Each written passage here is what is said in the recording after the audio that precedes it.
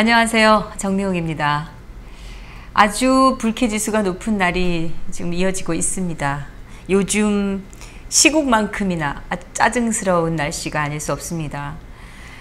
G20에 참석했던 그 문재인의 횡보에 대한 그 언론 보도에 대해서 다시 한번 오늘 좀 짚어보도록 하겠습니다.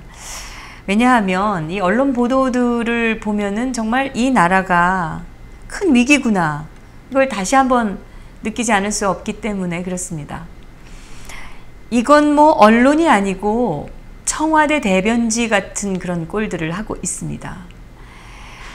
뭐 문재인이 잘하고 있다면은 대변지를 해도 뭐라고 하겠습니까? 사실 보도인 셈인데. 그런데 그렇지가 않은 거죠. 정말 중요한 문제들을 빼놓고는 정말 실체도 없는 추측성, 그 이미지 만들기만 지금 하고 있는 게 요즘에 언론의 행태라서 그렇습니다. 언론만 그런 거는 아닙니다.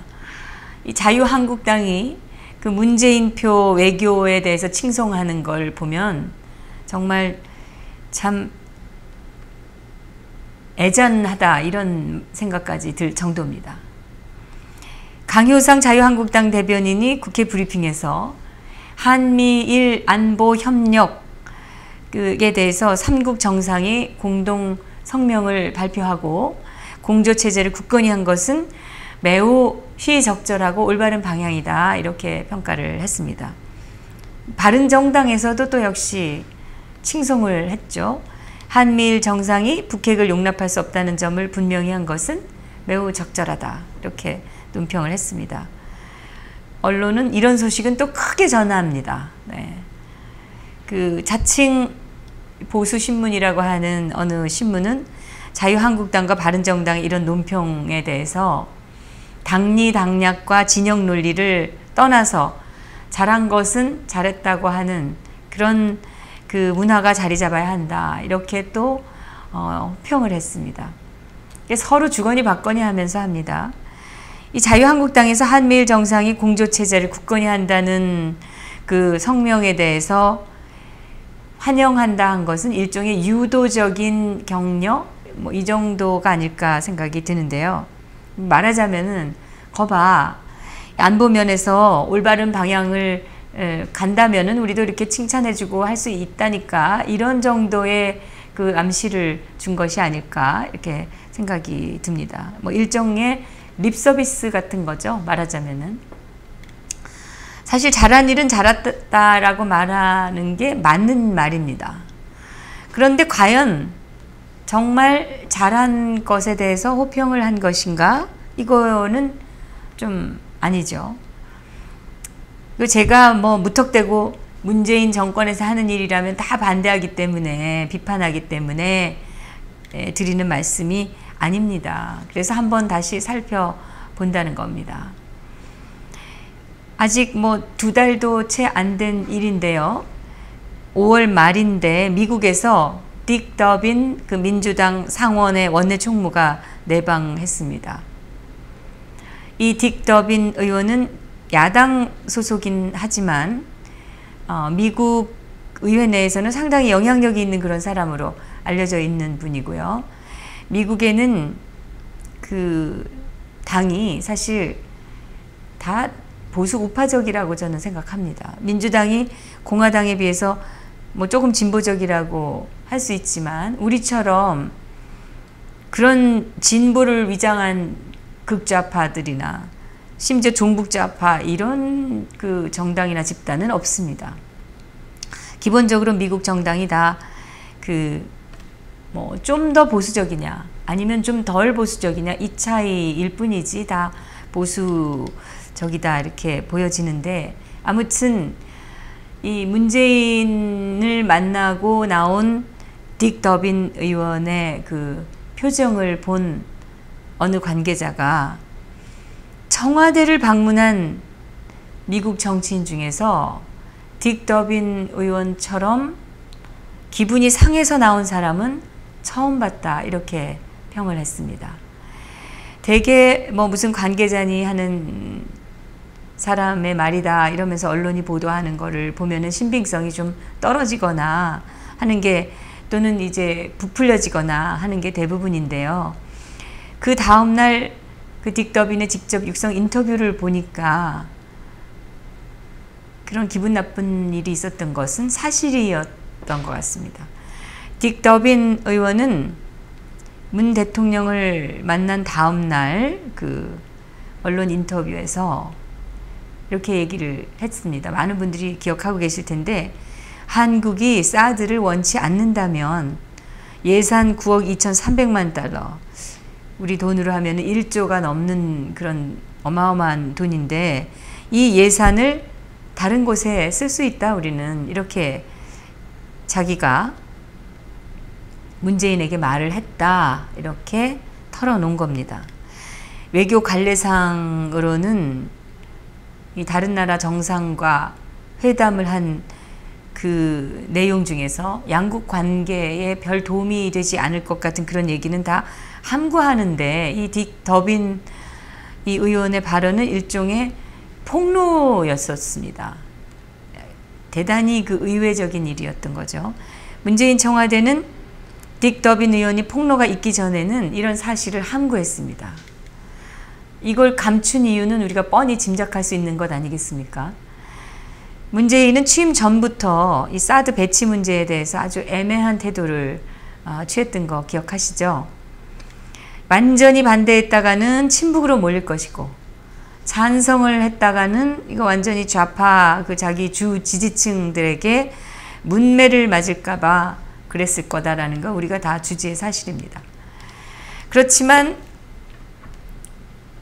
기본적으로는 아무리 뭐 애매한 태도를 취했다 하더라도 본성은 사드 배치에는 반대하고, 미국보다는 북한 그리고 중국에 더 우호적이고 친밀하다라는 것은 그간의 이 정치인 문재인의 여러 가지 발언과 그 행동들을 우리가 미루어 짐작할 수 있는 겁니다. 이걸 미국인들이 모르겠습니까? 다 분석하고 있을 겁니다. 미국의 그 딕 더빈 의원의 그 방한은 이렇게 널리 알려진 문재인의 의중을 최종적으로 확인하는 그런 과정이었다, 이렇게 저는 생각하고요. 이것은 한미 정상회담을 앞두고 있는 시점에서 미 의회 안에서도 여러 가지 방향의 정리를 위해서 필요한 일이 아니었나라고 짐작을 하는 겁니다. 이 딕 더빈 의원이 돌아가고 나서 약 한 달 후에 문재인과 트럼프 두 정상이 회담을 합니다. 여러분께서 아시는 대로 트럼프 대통령이 분명히 얘기를 했습니다. 그때 북한에 대한 전략적 인내는 실패했다. 더 이상 인내는 없다. 우리는 모든 책임 있는 국가들과 함께 북한에 대한 제재를 강화해서 북한을 압박할 것이다. 우리는 북한에 대해서 많은 옵션을 가지고 있다. 그리고 우리는 매우 강하고 확고한 계획을 세우고 있다. 이렇게 얘기를 했습니다. 이건 뭐 정상회담의 결과를 얘기하는 자리에서 그 반대적인 이야기를 하고 있는 정상을 바로 옆에 세워놓고 할 수 있는 발언의 도를 넘었다고 할 정도로 강경한 발언이었습니다. 그러면서 한미 FTA 문제를 또 거론을 했죠. 그러니까 한국과의 무역에서 미국의 손해가 많다. 이건 누가 보더라도 문재인 정권을 아주 강하게 압박하는 그런 발언이었습니다. 문재인은 한미 정상회담 이후의 발표문을 통해서 이렇게 밝혔습니다.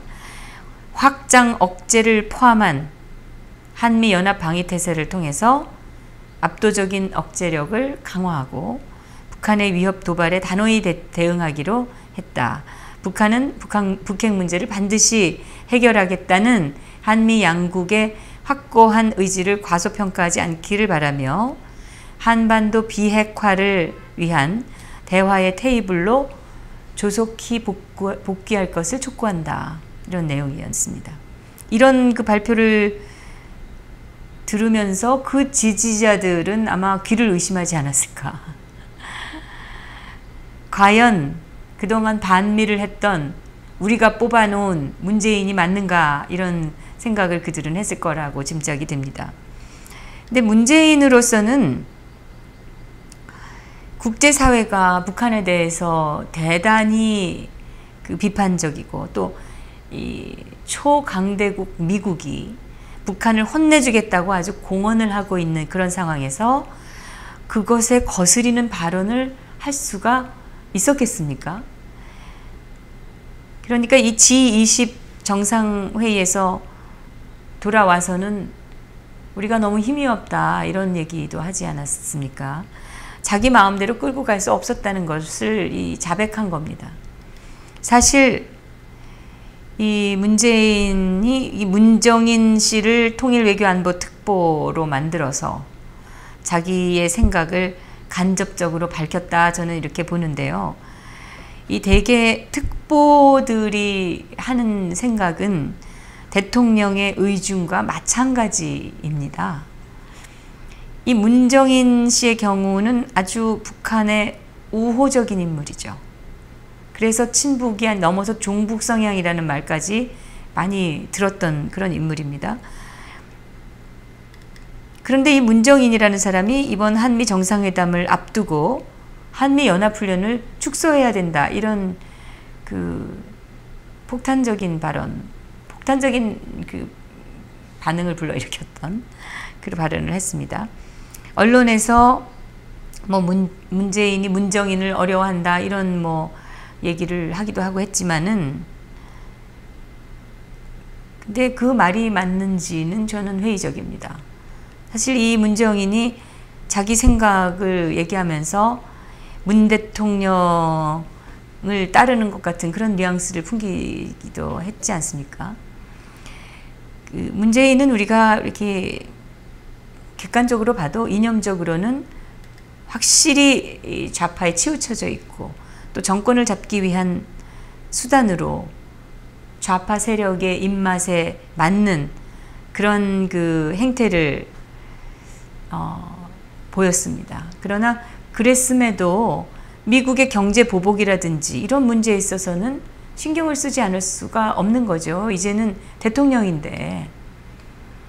특히 우리 대한민국이 건국 이래 추구했던 그 기본 이념, 노선. 그러니까 비록 우리가 김영삼 정부 그 이후로는 특히 이 좌파 정권에서 이 기본적인 기저가 무너진 감은 있지만은, 그래도 우리가 섣불리 급격하게 거부할 수 없는 게 바로 이 자유민주주의 그 노선이거든요. 이 노선을 지금 이 단계에서 훼손할 수가 없었던 겁니다, 문재인은. 그게 이제 바로 한미 동맹을 흔드는 그런 행위인데, 그 행태를 미국 대통령 앞에서 도저히 할 수 있었겠습니까? 아시다시피 이거는 문재인이 이제 올바른 방향으로 안보관을 정립해서 한 것이 아니라는 거죠. 불과 얼마 전에 그 문정인 같은 인물을 특보로 세우고 뭐 사드 문제를 방한했던 딕 더빈 의원을 정말 불안하고 화나게 만들었던 그런 문재인이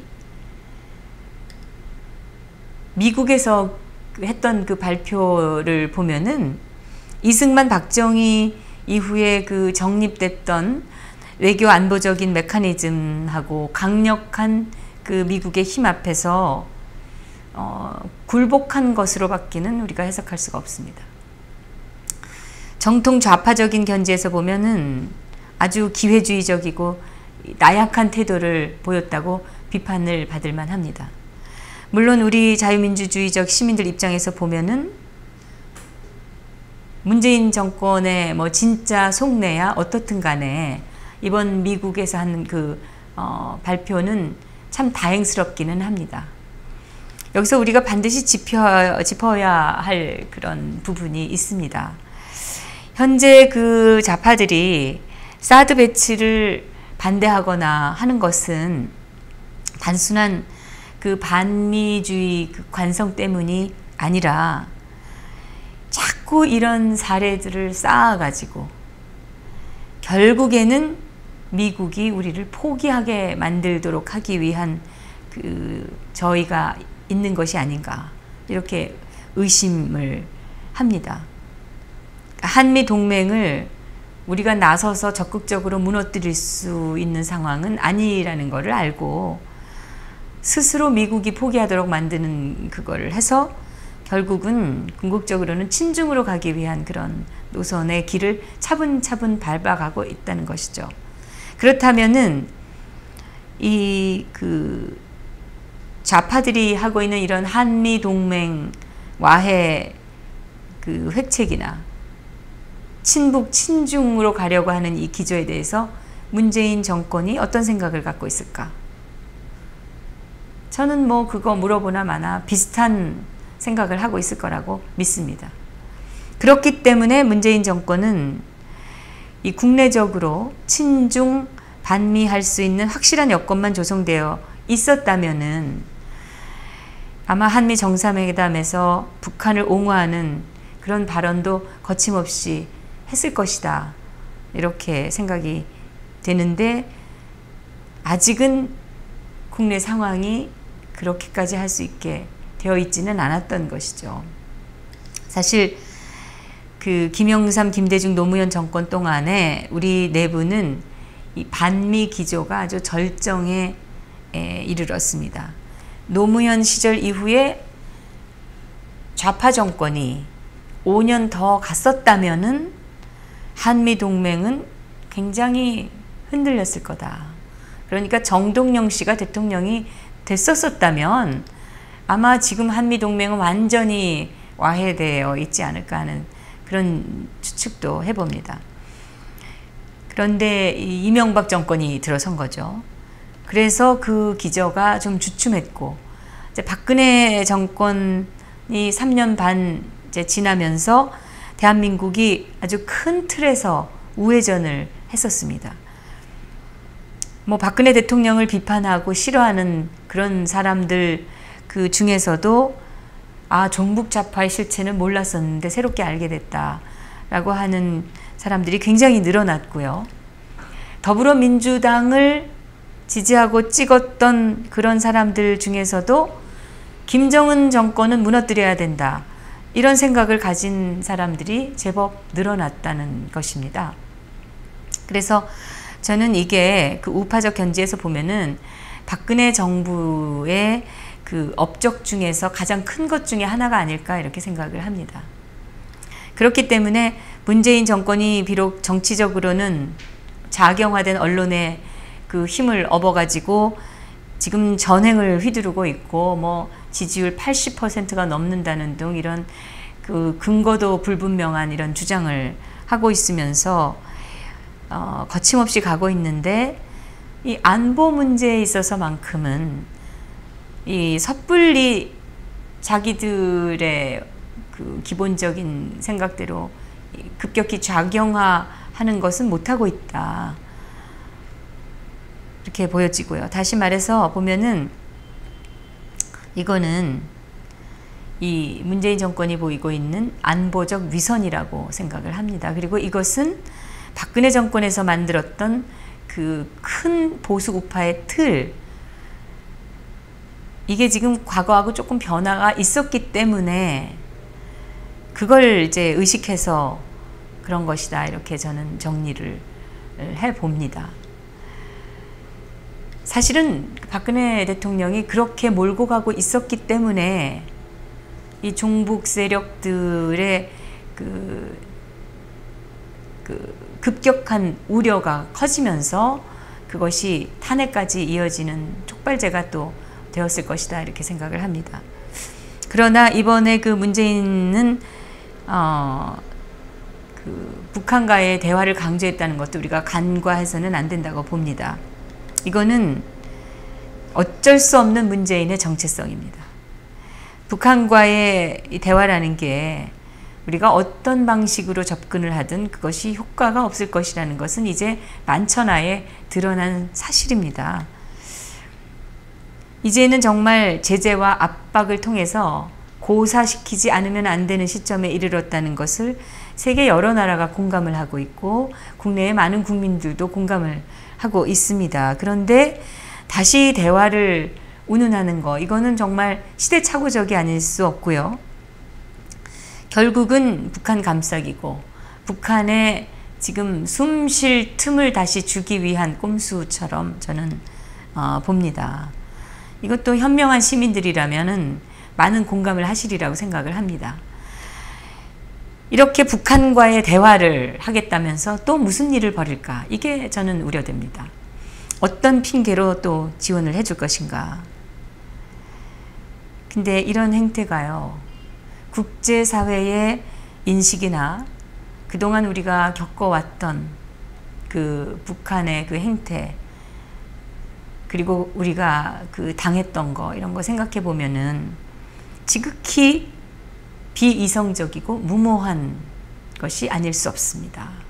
그걸 지금 문재인이 지금 들고 나와 있는 겁니다. 결국 문재인 정권은 부득이하게 미국 앞에 가서는 기회주의적으로 굴종하는 모습을 보였을 뿐이지 그 좌편향적인 이념은 바꿀 수가 없는 것이다. 그리고 이런 문재인 정권을 향해서 자유한국당은 그 며칠 전에 북한의 미사일 실험에 대해서 제대로 된 규탄이 없다, 이렇게 비판을 했습니다. 그러다가 또 한미일 공조 발언 좀 했다고 해서 또 칭송하는 논평을 또 냈습니다. 이게 무슨 양은 냄비도 아니고,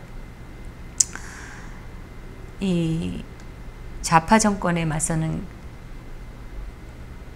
이 강력한 보수 정권이라는 자유한국당이 이런 꼴을 하고 있으니까 문재인 정권은 인사 문제든 뭐든 거침없이 전행을 할 수 있는 거라고 생각을 합니다. 자유한국당은 왜 보다 근본적인 비판, 이 근본적인 문제에 대해서 논평을 하지 못하는 것인가? 왜 언론사에서 매일 기사거리에 쫓겨서 아무거나 막 던지고 보는 그런 식의 경박한 논평을 하는 것인가? 묻고 싶습니다. 엊그제 그 어느 여론조사 기관에서 또 문재인이 그 국정 그 수행에 대한, 그러니까 문재인의 국정 수행에 대한 지지율 결과를 내놨는데 80%가 넘었죠. 수치로만 보면은 이건 뭐 세종대왕급 지지를 받고 있는 거라고 생각이 들 정도인데, 이 여론조사가 정말 제대로 된 그런 평균 여론을 나타내는 것이라면은 이 정도 된다는 것은 뭐 지역을 가든 세대를 다 떠나서 어딜 가든 거의 그저 그냥 버스를 타든 뭘 하든 그저 들리는 소리가 문재인 잘하고 있다, 문 대통령 훌륭하다, 이런 소리여야만 합니다. 그래야 이 정도 80% 넘는다고 하는 거죠. 이게 있을 수 있는 지지율이 아니지 않습니까? 그런데 과연 그렇습니까? 전혀 아닙니다. 저는 그 당선될 때 41%를 못 넘고 있다고 생각을 합니다. 오히려 그보다 더 많이 줄었을 것이다 라고 봅니다. 많은 그 국민들이 지금 문재인 정권의 이 독주와 전횡에 대해서, 그리고 이 안보 불안에 대해서 대단한 걱정과 우려를 하시고 계십니다. 이 와중에 이 문재인의 그 방미와 G20 외교, 좌파적 입장에서 보면은 아주 비굴하고 나약한 배신적 외교를 했다고들 할 것인데, 이 보수 우파적 입장에서 보면은 저는 이거는 기회주의적이고 야비한 그런 외교를 한 것이라 이렇게 생각합니다. 단순하게 야비한 것만이 아니라 그런 그 이중적 위선적 외교는 결국 안보 면에서 대단히 위험한 불씨를 만들고 있다, 이렇게 말씀드릴 수 있습니다. 그런데 이 언론들이 외교 잘한다고 지금 칭송을 하고야 다닙니다. 정말 혹시라도 이 정미용 칼럼을 시청하는 기자, PD 언론인이 있다면 제가 부탁드리고 싶습니다. 여러분, 소위 정말 스스로 언론인이다라고 어디 가서 직업란에 자신있게 당당하게 쓰고 싶다면 제발 눈을 좀 뜨시고 진실을 보도하기를 간곡히 부탁드립니다. 정미용 칼럼이었습니다.